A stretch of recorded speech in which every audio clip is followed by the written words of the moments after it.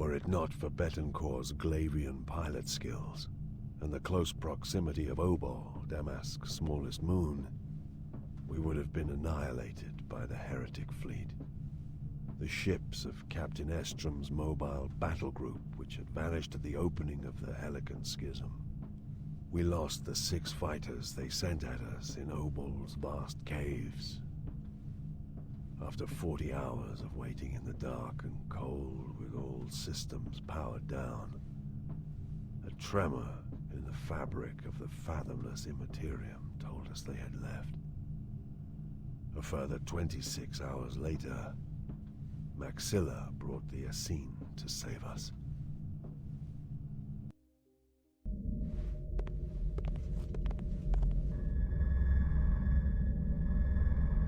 How do you fare, Inquisitor? Still in one piece, though it was close. I'm sorry I had to desert you, but you saw the size of that battle group. I'm hoping you can tell me where it went. Naturally. The navigators have analyzed the warp wake of the departing fleet and made a number of algorithmic computations. The heretics are moving out of the Helican subsector, out of Imperial space itself, into the forbidden stellar territories of a breed I believe known as the Ceruthi. I had guessed as much. But that in itself is a considerable area, more than a dozen systems. We need specifics. Our charts have it as KCX-1288. Under optimal conditions, it's 30 weeks away from there. Of course, they will presume us to be following. Even if they think you're dead, they'll know you must have had a starship bring you here. One they couldn't find. What do you know of the Ceruthi and their territory? Nothing. I've never traveled there. I thought this a curiously brief answer for a man so usually talkative. So, apart from our knowledge of where they're going, have we any other advantages?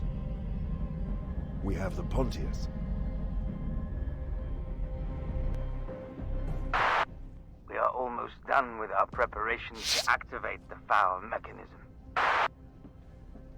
Almost? Yes. Even in its dormant state, the device is releasing energies. I am concerned we may not be able to stabilize the device for activation. We are almost done with our preparations to activate the foul mechanism. Almost? Yes. Even in its dormant state, the device is releasing energies. I am concerned we may not be able to stabilize the device for activation safely. I'm worried for the girl, Gregor. She may be a looker, but she's no Vibin.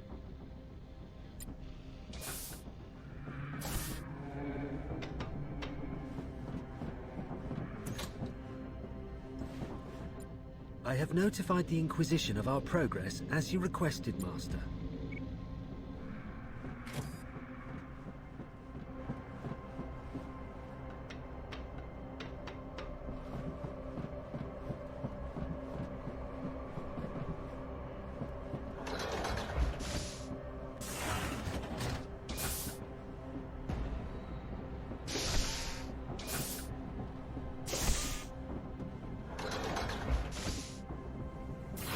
Activate the casket.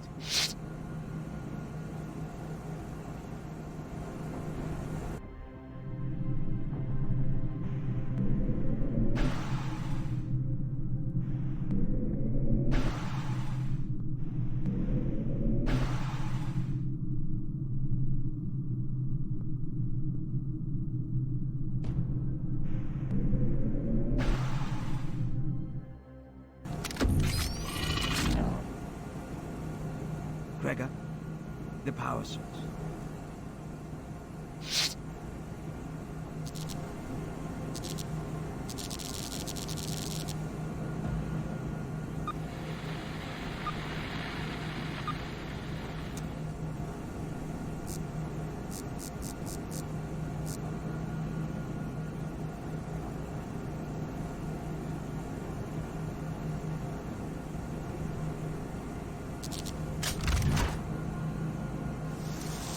Pontius Glor. What have you woken me to? What is the last thing you remember, Glor? Promises. Promises. Where is Urizel?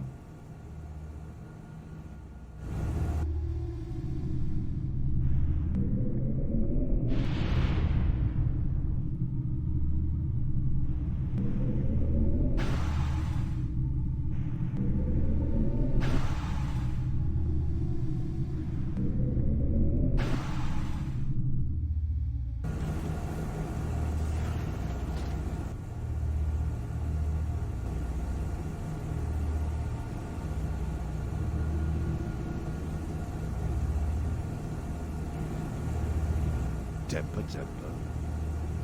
I am Eisenhorn, Imperial Inquisitor. You are my prisoner, and you only enjoy cognitive function because I allow it. You will answer my questions. I will. Amos, disconnect this menace and prepare it for disintegration. Wait. Wait! I know that your life and intellect were preserved in this device, Pontius. I know you have waited 2 centuries, trapped in a bodiless state, desperate to be made whole again. That is what your family promised you, wasn't it? Urizel promised. He said it to be so. The methods were prepared. To sacrifice the nobility of hubris so that their life energies might be siphoned off into you through this casket. To give you the power to create a body for yourself. He promised. Urizel and the others abandoned you, Pontius. They abandoned the hubris project at the last minute in favor of something else. They are now all in the custody of the Inquisition. They would not. I'm sure they wouldn't. Unless it was something so vital, so unmissable they had no choice. You'd know what that would be. Wouldn't you? What would be more important to them than you? Pontius Glor?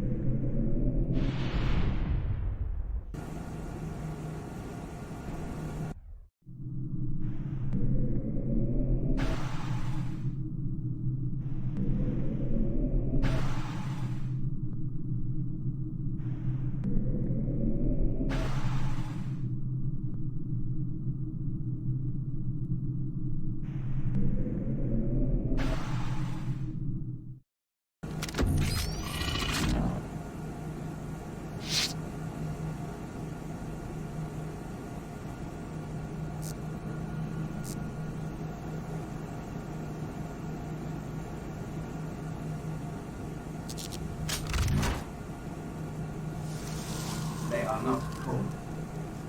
What? Who are not?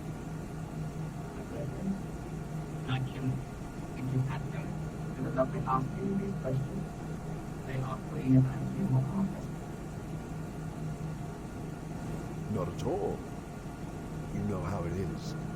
So many lies, so many conflicting stories. Your pitiful family trying to sell each other out in exchange for freedom.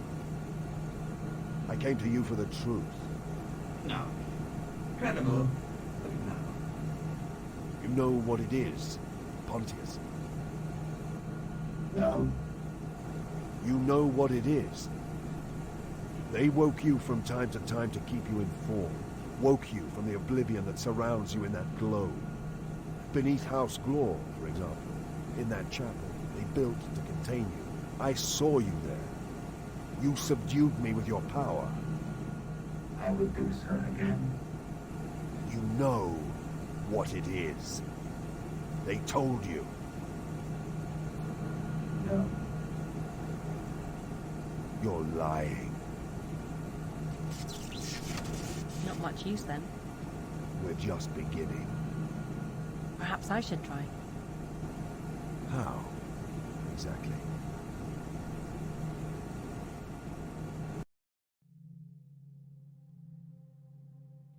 I've scoured every data slate we have and found almost nothing on the Saruthi. Most perturbatory. It might be worth speaking to Maxilla again, hmm?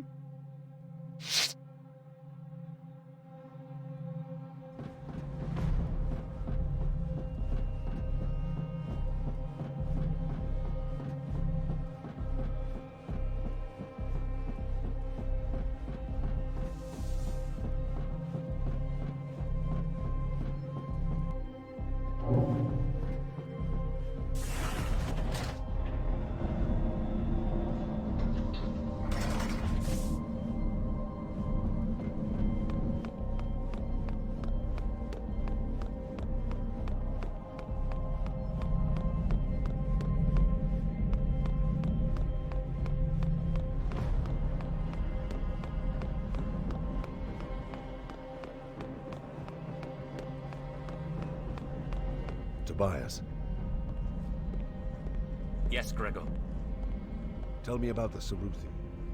Tell me why you claim to know nothing of them when I told you we were heading into their territory. Because such places are forbidden. Because you are an Inquisitor. And it does not do to admit transgressions to one such as you. You have aided me eagerly and generously up to now, Tobias. I suspected your motives at first, a detail for which I have apologized. I see now you are as keen to serve the Emperor of Mankind as I. It troubles me that you would withhold information now. It does more than trouble me, Gregor. It has plagued me. A crisis of conscience. It is time to speak, then. Imperial knowledge of the Saruthi is scant, and as you say, forbidden. I am more than aware that rogue traders know a great deal more about the outside systems and their species than we do. You are no rogue, but you are of the merchant elite. I think it unlikely that you have never come across any information pertaining to this Xenos breed. As a young man, over 90 years ago, I traveled into Saruthi space. I was a junior crewman aboard a rogue trader called the Promethean. I never left the bows of the ship, or went to the surface of any worlds. All I knew was the miserable duration of the voyage.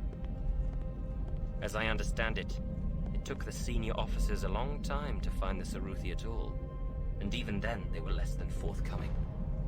The third officer, a man I knew reasonably well, confided to me that the Saruthi played tricks on trade envoys, hid from them, tormented them. Tormented how? Their worlds were eerie, disarming, uncomfortable. Something about the angles, the officer said. The angles? As if something ill and twisted had infected their dimensions. We came back empty-handed after a year.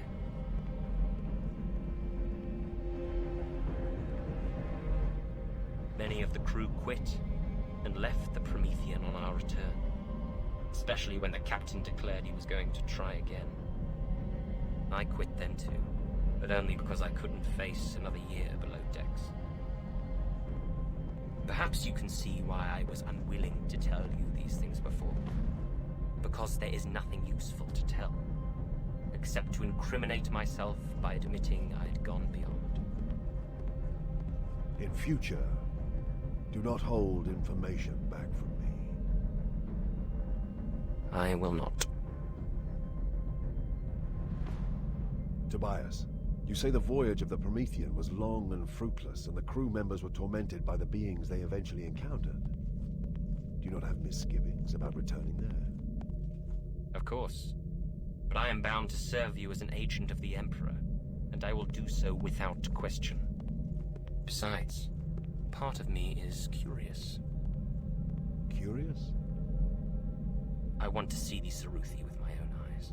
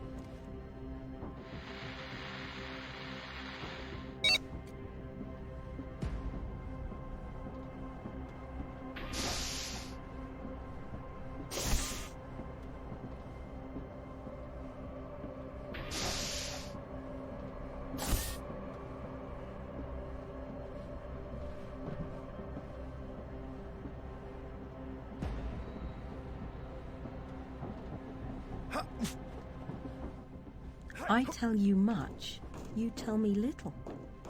That was not the deal, Pontius. How can I communicate your will to your allies if I know nothing of the true matter?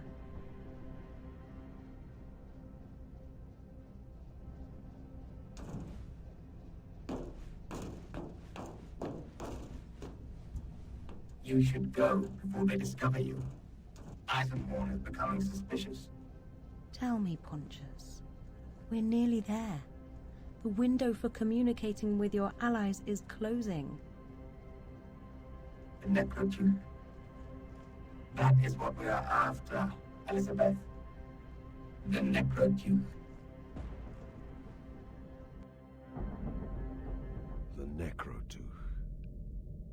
I had wondered what could be so precious, so important as to galvanize our enemies so, make them risk so much. I had my answer. Legend said the last extant copy of that abominable work had been destroyed millennia before. Except that by some means, in antique ages past, a copy had come into the hands of the Saruthi race, and now they were preparing to trade it back to Glor's Imperial heretics. The Essene burst back into real space, deep within system KCX-1288 on the 31st week of the voyage. The local star was a vast, swollen fireball, pulsing and retching out its last few million years of life. Alarms and sirens shrilled as the Essene was battered by immeasurable radiation and waves of searing star debris. The whole system was in a state of collapse.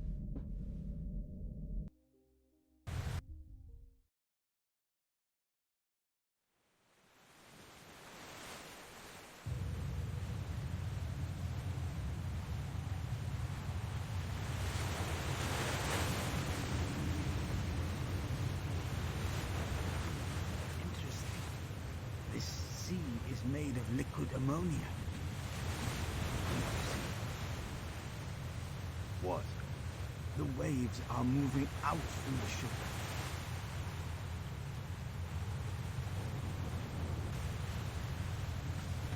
It was chilling. So simple. So wrong. My confidence with it.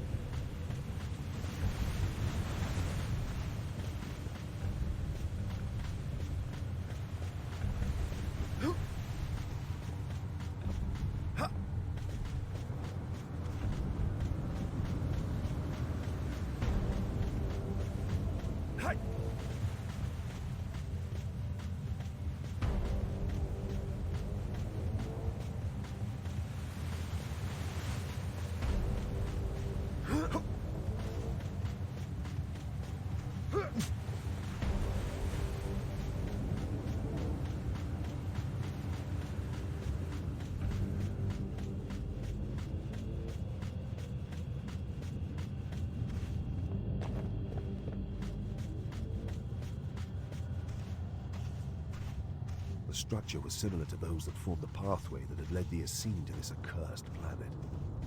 Presumably this one served the same purpose.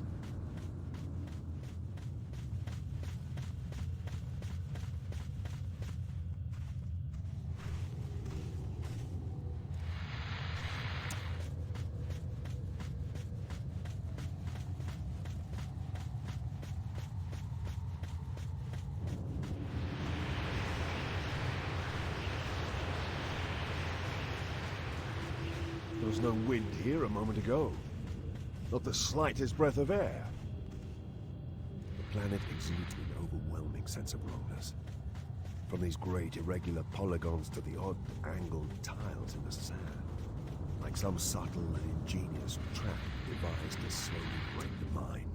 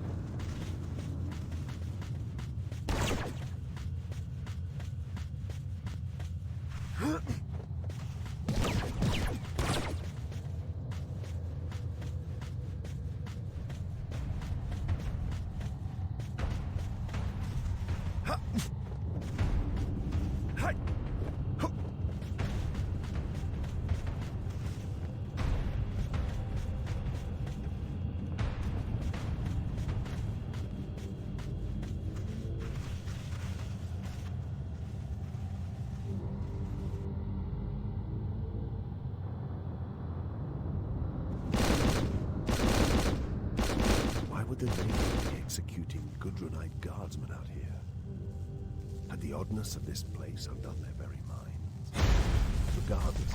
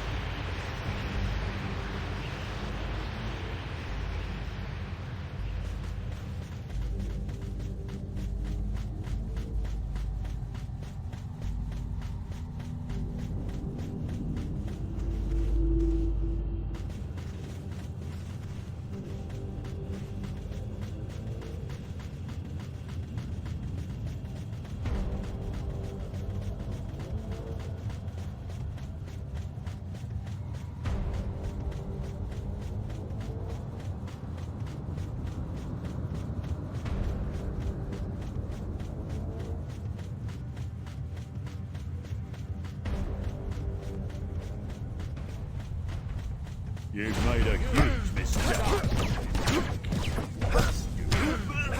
Hey, you! Stop! What are you doing?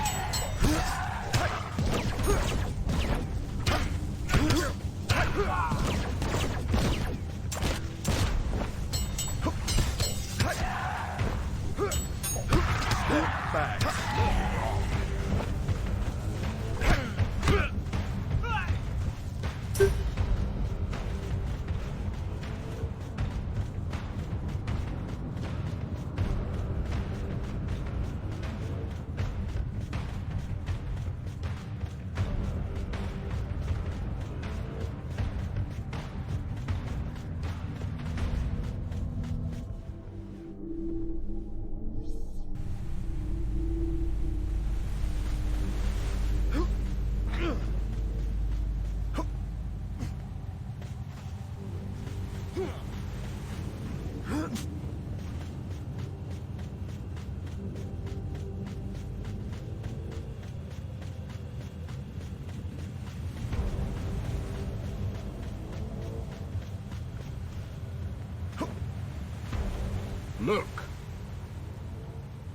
How did we not see them when we passed?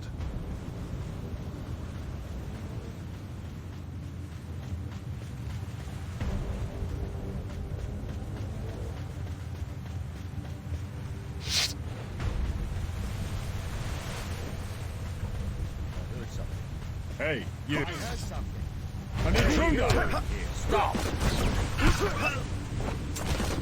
An intruder!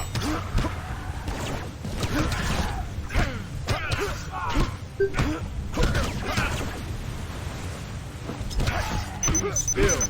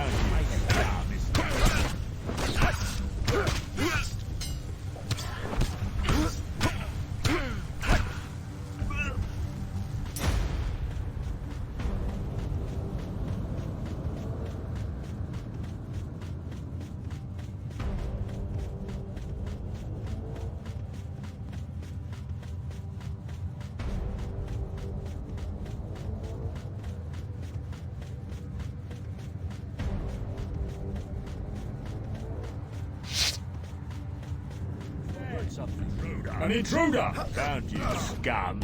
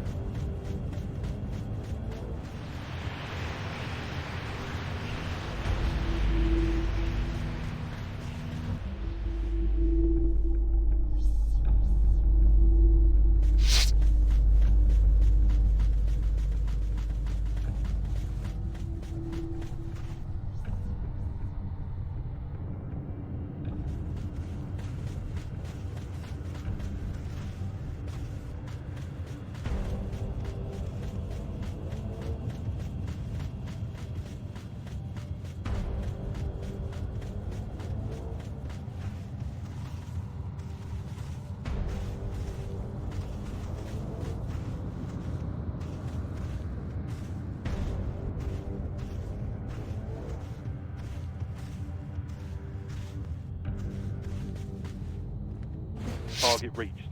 No sign of the deserters. Roger that.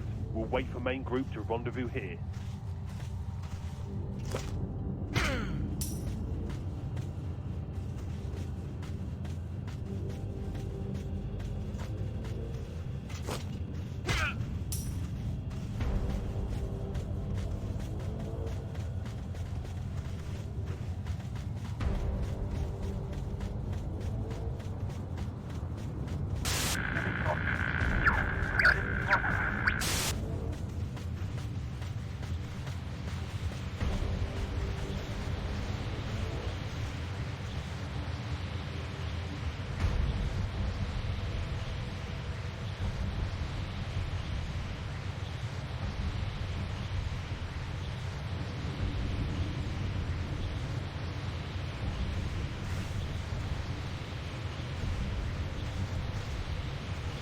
Fancy stuff. You've made a huge mistake.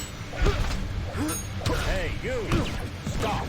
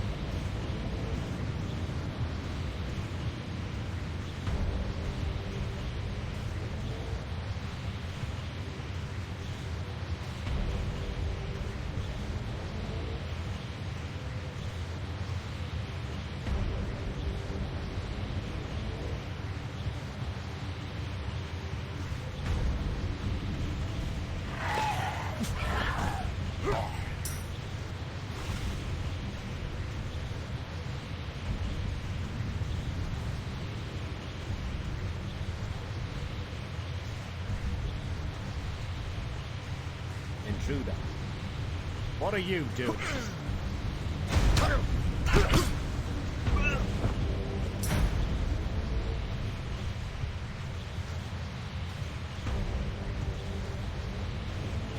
Who's there?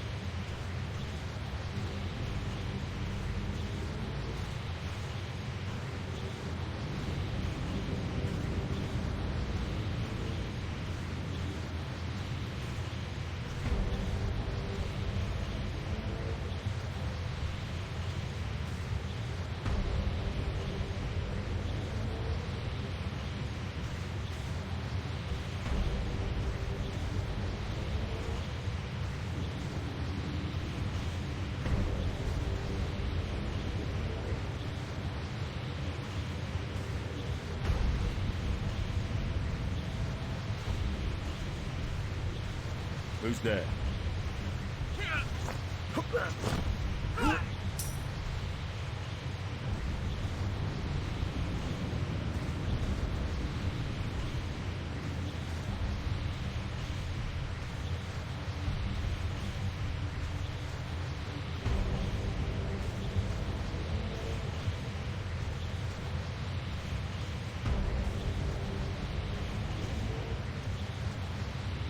What are you doing?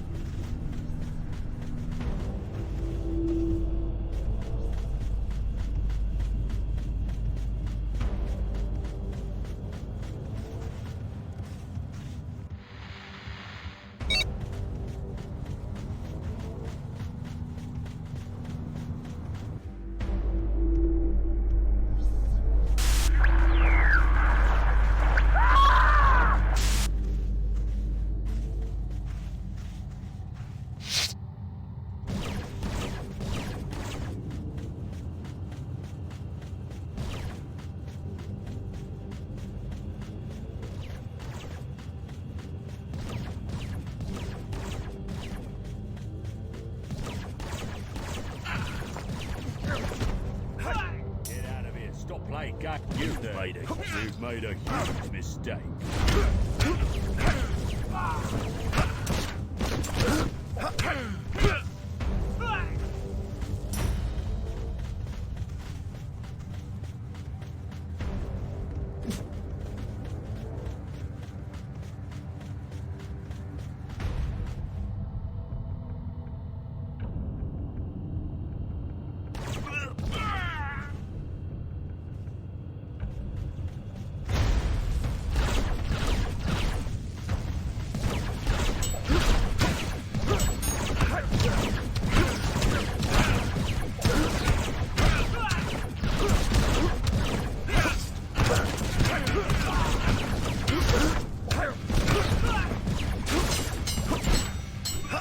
Be gone, heretic.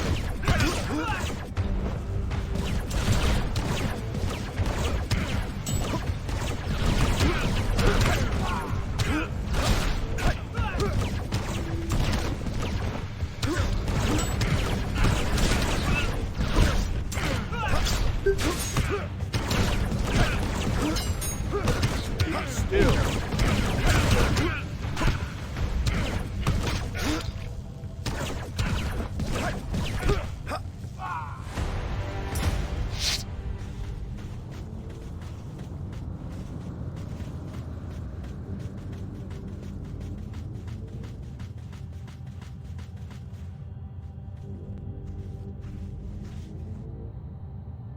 Inquisitor Eisenhorn, and you are?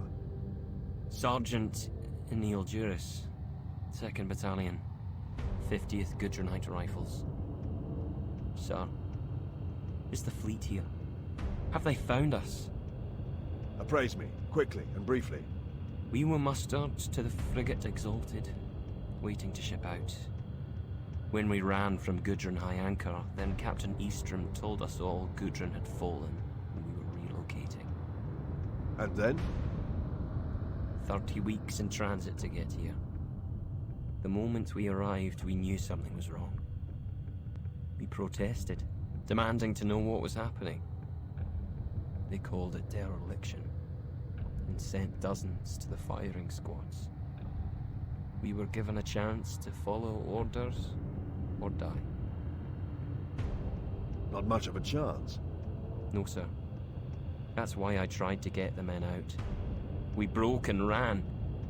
Once we got in there, once they were busy, they came after us to hunt us down. Tell me what you saw.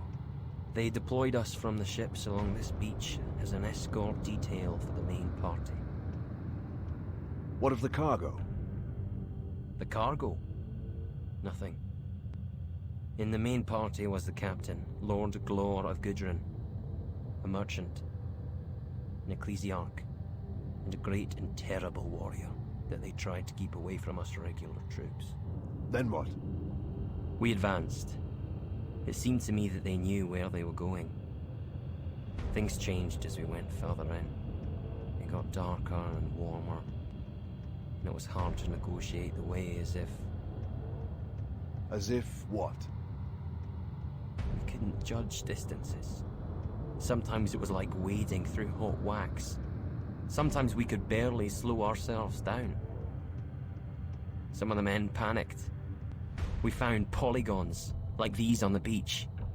There were rows of them, aisles marching away into the uplands. They were so irregular they disturbed the mind. They seemed to vary, to change. The ecclesiarch and the merchant seemed to be leading us. And there was another man, a tech priest type. Slim build, blue eyes. Yes. His name is Malahite.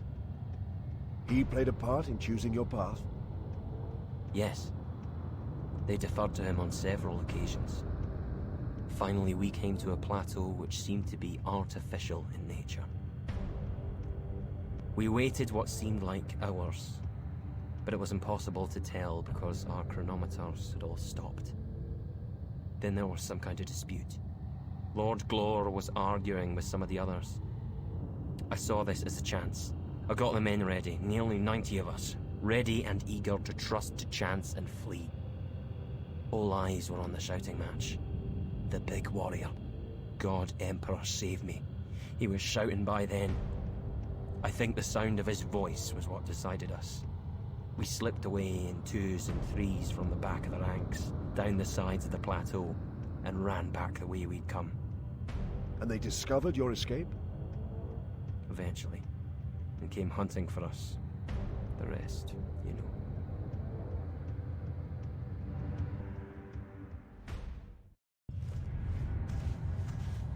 We stripped the fallen of uniforms and disguised ourselves as best we could. The Gudrunite riflemen may have been inexperienced men on the edge of madness, but they were no cowards.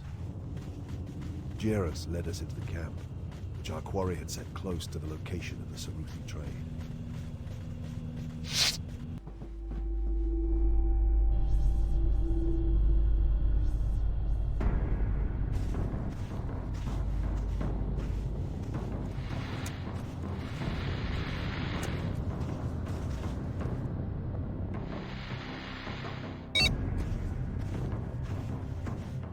Signal.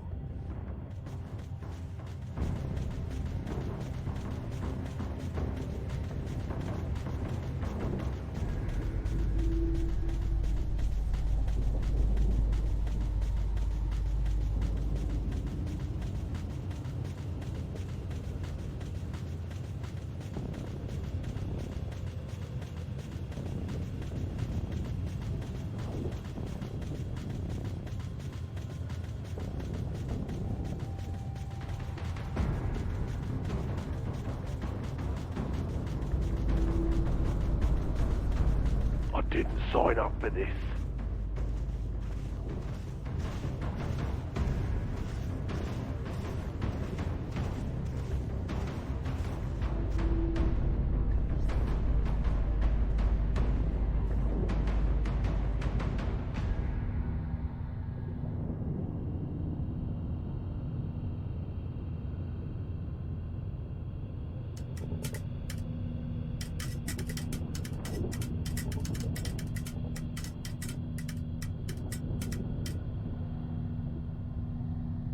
They were warped things. Warped from any civilized sense of grace, any human understanding of aesthetics. And in good faith, we have brought the properties as agreed. Attend to me.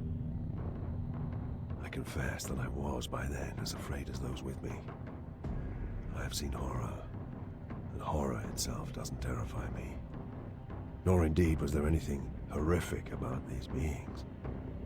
Alien, yes, and as a Puritan that was alarming. But objectively they were impressive, striking creatures. Assured. Almost majestic. Your bond you have with truth made being man. Then we may trade.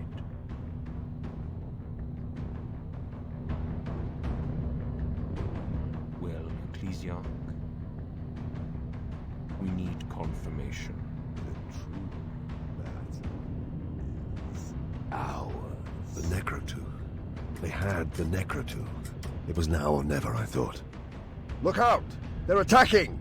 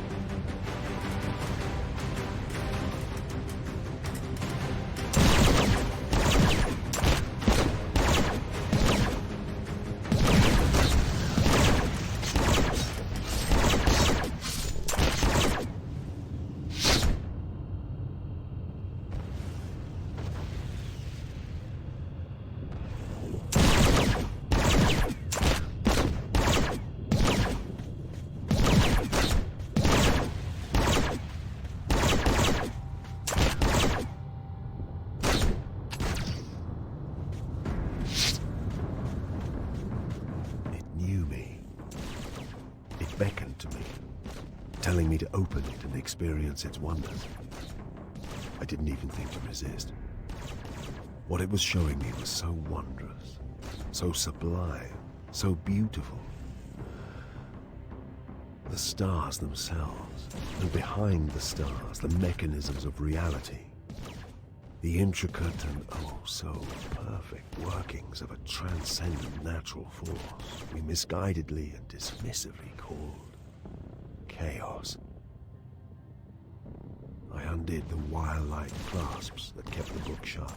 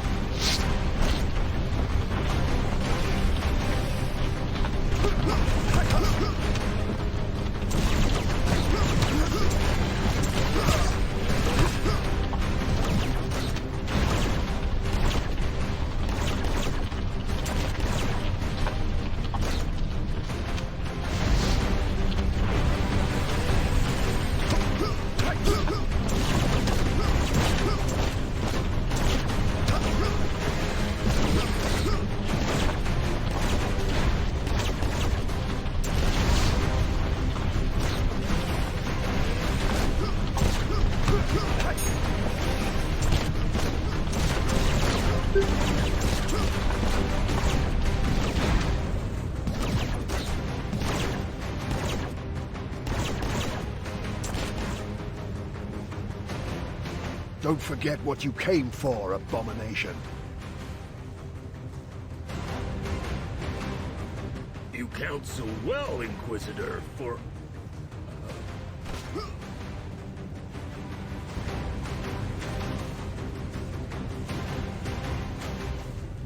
I bent down, torn by duty. The thing should be destroyed. But could not the Inquisition and the Imperium as a whole benefit from the infinite truths it contained? Had I even the right to destroy something so priceless? The Puritan part of me had no doubt. But another part abhorred the idea of wasting it. Evil stems from how knowledge is used. Perhaps if I read a page or two, I could make a better decision. Throw that down, Glor. It's over. For you, yes.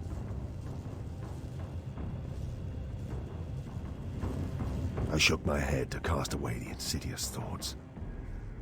The last few pockets of fighting were playing out, and the Saruthi had gone, taking even their corpses with them.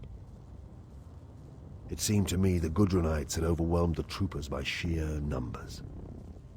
Few figures were still standing, and I could see none of my companions.